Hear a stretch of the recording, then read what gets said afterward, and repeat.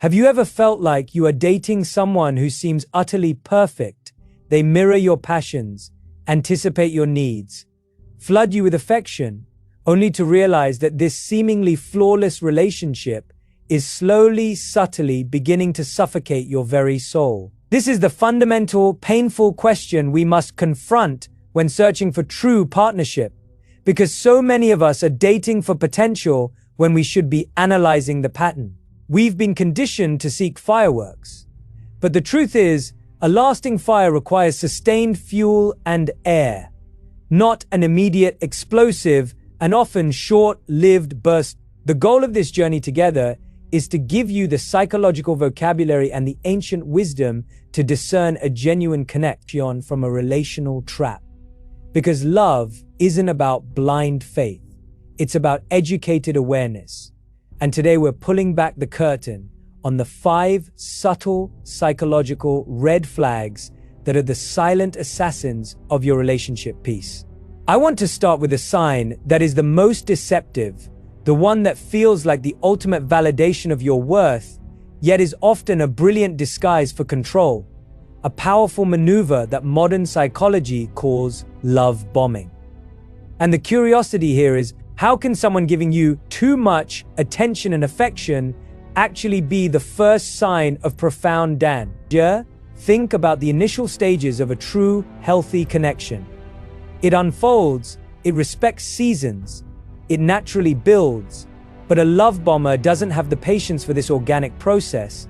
Instead, they accelerate intimacy by flooding your nervous system with attention, gifts, validation, and intense future-pacing language. And the dangerous psychological mechanism at play is the surge of dopamine and oxytocin that creates a rapid, addictive bond that bypasses the natural steps of trust, building, and emotional calibration, effectively hijacking your heart before your mind can catch up. This isn't genuine appreciation.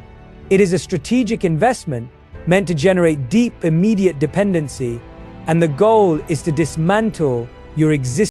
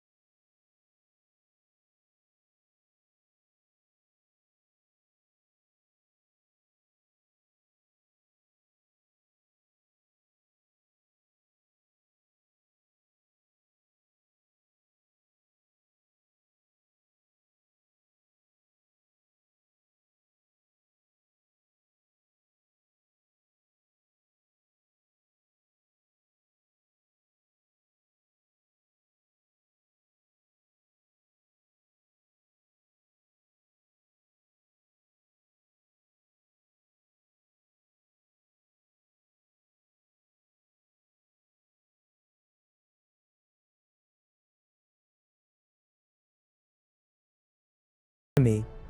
But a love bomber, sensing their investment is at risk, will often pivot to sadness, guilt, or even anger, revealing the conditional nature of their affection. Your assignment, therefore, is to look for consistent kindness and emotional stability, not intense, blinding bursts. Because a flood is always temporary, but a steady stream of water sustains life. And once this psychological boundary has been tested, we must look to the second red flag, which is an even subtler surrender of your will. How do you recognize manipulation when it's wrapped in the language of concern, the language of US, the language of subtle coercion? We shift now from the intensity of the attack to the subtlety of the surrender, moving into the second red flag, subtle coercion. And the profound question here is, how many times have you been convinced to do something that fundamentally went against your inner knowing, simply because your partner made you feel profoundly guilty, selfish, or unloving for even considering saying no? This is the invisible poison that slowly erodes your self-trust, and it happens not through shouting or direct threats, but through the sophisticated deployment of emotional weapons wrapped in the guise of love and vulnerability. Think of the common phrases: "If you really cared about me, you wouldn't go out with your friends tonight," or "I am only suggesting this for our good, and your resistance hurts me." The psychological mechanism at work here is a soft form of emotional blackmail and nascent gaslighting, where your partner weaponizes their feelings to control your actions, making your autonomy seem like an act of betrayal. You are subtly conditioned to believe that maintaining their emotional stability is your primary responsibility, thereby making every personal decision a calculated risk to their well-being. And this is the low-grade, early-stage version of a defensive communication pattern known in psychology as DARVO: deny, attack, reverse victim and offender, where your partner doesn't even have to raise their voice. They simply need to turn their own hurt into your guilt, making you apologize for the very boundary you were trying to set. This pattern is so insidious because it targets the most compassionate part of your nature, but ancient wisdom provides a clear counterpoint: the wisdom of the inner observer, the detached, non-judgmental awareness that watches the emotional drama unfold. Philosophically, a secure partner supports your integrity, and integrity, defined by various ancient schools, is what you do when you are alone. And more crucially,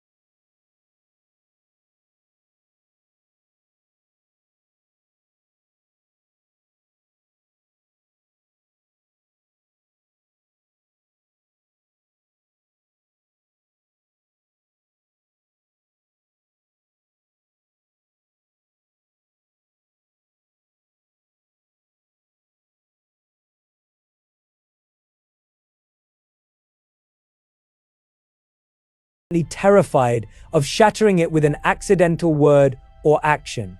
We now delve into the turbulent internal world of our partner with the third red flag: hypersensitivity. And the urgent question that should stop you in your tracks is this: when a simple, minor misunderstanding, a forgotten text, a slight change of plans, an offhand comment, turns into a catastrophic 72, harsh silent treatment, or a disproportionate emotional meltdown. Are you truly dating a mature person? Or are you dating a volatile, unmanaged emotional pattern? This flag is the sign that your partner is not managing their own internal climate. They are outsourcing their emotional stability to you, placing you in the impossible role of a constant emotional caretaker. The psychological foundation of this behavior often links back to conditions like rejection-sensitive dysphoria, RSD, in an attachment context, a profound and painful sensitivity to perceived or real rejection that results in massive emotional overreactions. The partner lacks the sophisticated neural pathways for emotional regulation, meaning they cannot absorb and process minor disappointments internally, forcing their energy outward and onto you. You are constantly walking on eggshells, editing your thoughts and speech, terrified of becoming the catalyst for their next internal collapse. And this creates a toxic dynamic where your entire focus shifts from the health of the relationship to the fragile maintenance of their ego. Ancient mindfulness traditions offer us the powerful antidote of equanimity, the spiritual principle of remaining calm and composed, even in the face of inevitable life fluctuations, and this wisdom distinguishes clearly between healthy vulnerability and emotional dumping. Healthy vulnerability is the owning of one's feelings. I feel hurt by that and need space. Emotional dumping, which is the cornerstone of hypersensitivity, is the making of another person responsible for the feeling. Because you did that, now you must fix me and suffer with me. The ancient Buddhist principle of maitri, or unconditional friendliness toward oneself, is what is missing here.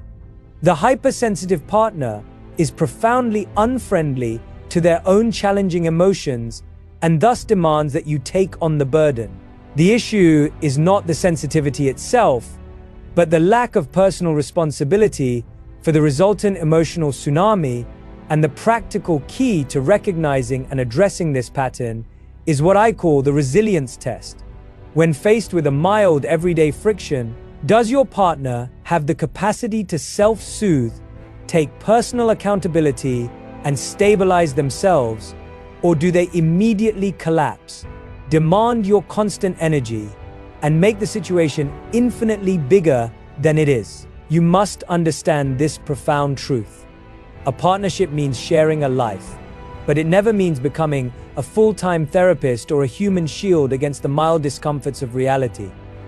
Your energy is not a bottomless resource, and a truly loving, mature partner does not use their pain as a tool to drain your life force or control your behavior. This kind of personal instability, the inability to stand alone, often leads directly to the next destructive behavior, which is the conscious attempt to dismantle the support system that allows you to stand strong. Why does a truly loving partner feel threatened by the very people who loved you first and best? Use arrow up and arrow down to select a turn, enter to jump to it, and escape to return to the chat. Having explored the internal volatility of hypersensitivity, we now turn our focus outward to the fourth, profoundly isolating red flag. They dislike your friends and family, and the essential question we must ask ourselves is, who were you truly before this relationship began? And why does your partner seem determined to systematically isolate and erase that person? This behavior rarely presents as a blunt ultimatum. Instead, it is a slow, insidious process of criticism, eye-rolling, strategic scheduling conflicts, and subtle judgments designed to make you feel ashamed, or at least highly inconvenienced by your existing support network. This is not about a single, legitimate personality conflict, which is normal in any social circle. This is a calculated campaign of isolation, a classic psychological tactic for creating dependence. By successfully convincing you that your friends are negative, your family is unsupportive, or that your loved ones simply don't understand us, the partner elevates themselves to your only safe space, your only source of validation, and your only objective source of information. This strategic isolation enables a crucial power dynamic shift. The fewer voices you have in your ear confirming your reality, the easier it is for the partner's narrative to become your entire truth, allowing them to exert control without ever seeming like a tyrant. The ancient wisdom of community offers a powerful rebuke to this isolating behavior. Concepts like the Buddhist Sangha, which emphasizes the value of community, and the general spiritual principle of interconnectedness across various philosophies, confirm that no single person, no matter how much you love them, can or should fulfill all your emotional, intellectual, and spiritual needs. A healthy life is a web of relationships, and a secure partner celebrates the richness of that tapestry, recognizing that the people who shaped you are part of the blessing you bring to the relationship. The insecure or controlling partner, however, views your support system as a direct threat to their authority and seeks to impose a rigid, self-limiting trap of a dualistic relationship. It's us against the world, or more accurately, it's just you and me and no one else. The partner who truly loves you wants to understand the context that shaped you. The partner who seeks to control you wants to dismantle that context. The practical test here is the integration test. How enthusiastically or reluctantly does your partner engage with the people who matter most to you? Do they treat an evening with your sister like a dreaded obligation or a genuine opportunity to know you better? Remember this, your network of friends and family is your emotional anchor. It is the diverse set of mirrors that reflect the truth of your reality, and allowing a partner to cut those chains is not an act of love for them. It is a slow motion catastrophe for your self-identity and safety. Once this isolation is achieved and your boundaries have been conditioned, the final red flag is the move to quickly lock the door on the relationship permanently. Why does the pressure for a forever commitment often signal the most temporary and toxic connection? Having navigated the treacherous terrain of love bombing, subtle coercion, hypersensitivity, and isolation, we arrive at the fifth and final red flag. One that often feels like the triumphant peak of a whirlwind romance rushing into commitment. And the critical question we must dissect is this: why is an immediate demand for a label, a pressured move in, or a hastily planned engagement often a profound signal of deep-seated insecurity rather than true, unbridled, passionate love? The speed of commitment here is not a testament to the relationship's stability.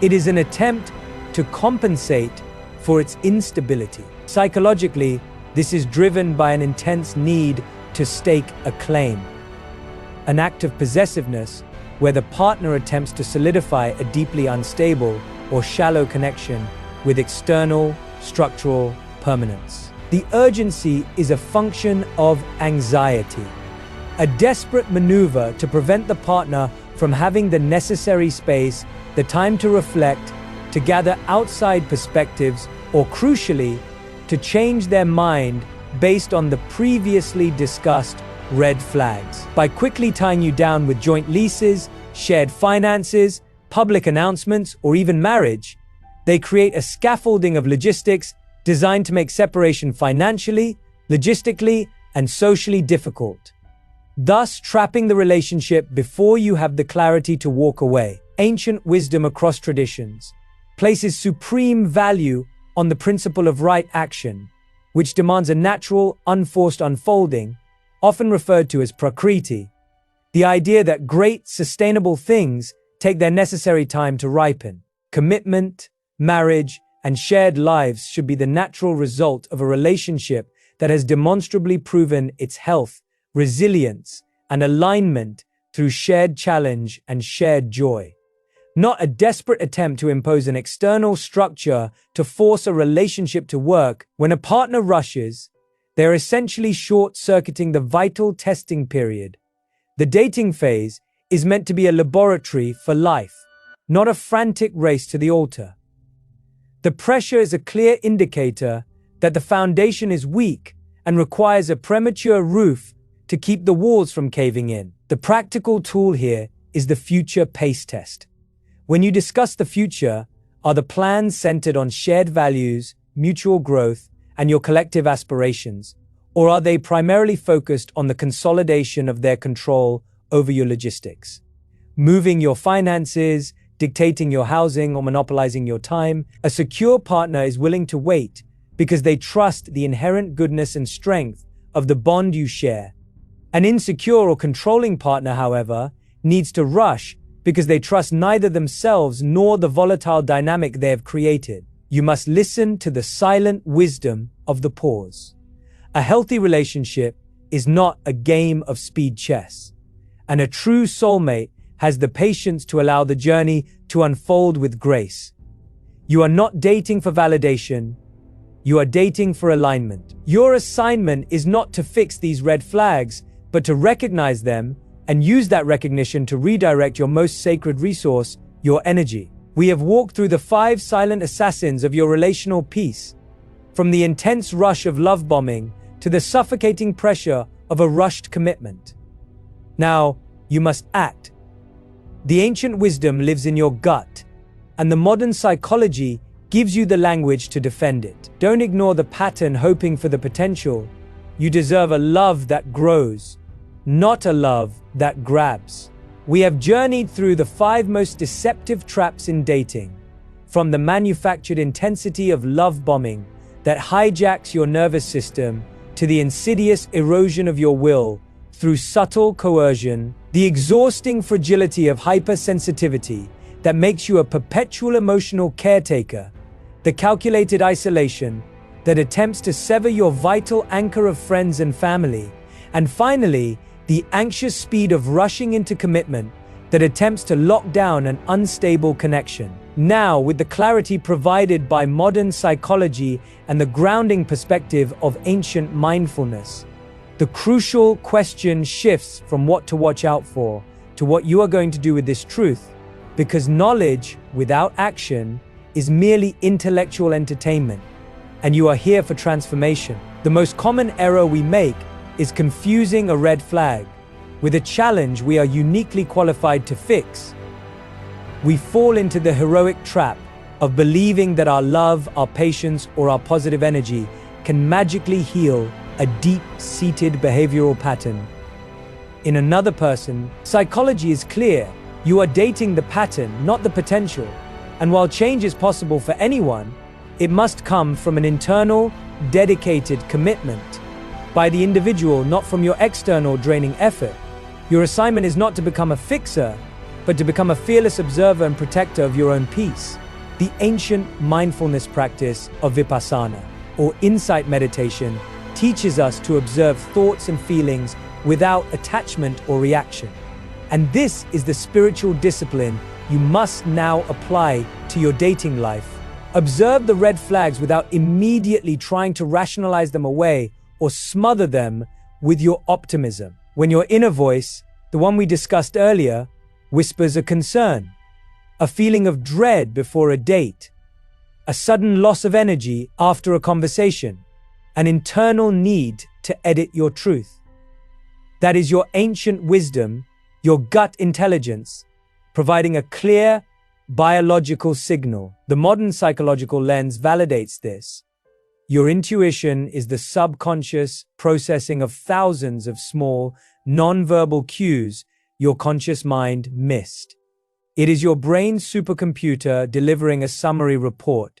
If the report says danger, you must not dismiss it, just because the source is charming or because you fear being alone. The greatest act of self-love is not choosing a partner. It is choosing your own mental health, your self-respect, and your long-term fulfillment. The practical challenge I leave you with is a final self-reflection audit. Go back to your current or most recent connection and ask, honestly, in which of the 5 areas did you know the answer was wrong, but you stayed anyway? Was it the thrill of the love bomb that blinded you, or the fear of hurting their hyper-sensitive ego that kept you silent? Understanding the why you tolerated the flag is the first step toward building an impenetrable shield for your future. Do not settle for a love that minimizes you, for a relationship should be a sanctuary where your spirit expands, not a cage where your light contracts. You are deserving of a conscious, secure, and reciprocal love. We've covered the psychological traps, the practical tests, and the mindfulness principles necessary for discernment. Your power lies not in changing them, but in confidently and compassionately walking away. Choose the pattern that honors your worth. Don't ignore the pattern hoping for the potential. You deserve a love that grows, not a love that grabs.